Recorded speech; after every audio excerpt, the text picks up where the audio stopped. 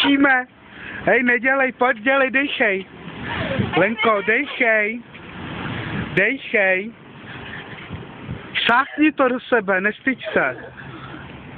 Hanem. Pořádně si dejšně. Mám mluvit. Nedělá, ale pořádně si dejšně.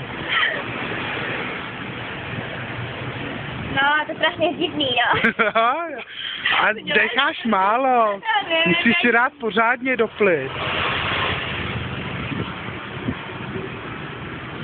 Řekni třeba nějakou básničku. Dobrý den, já jsem Josef Franta. A chtěl bych vám říct strašný vtip.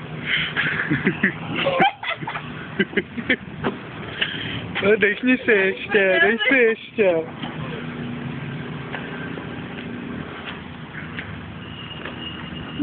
Mám mámu doma dinosaura. Tam strašně se jí bojím.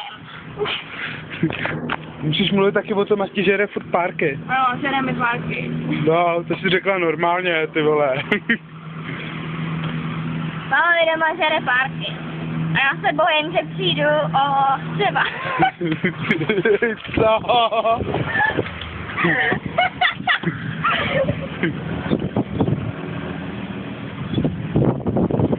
A tak si představte, že včera u nás pršelo. Ale pršely hovna. A chodí lidi. No co, že chodí lidi, to je jedno, dej si ještě.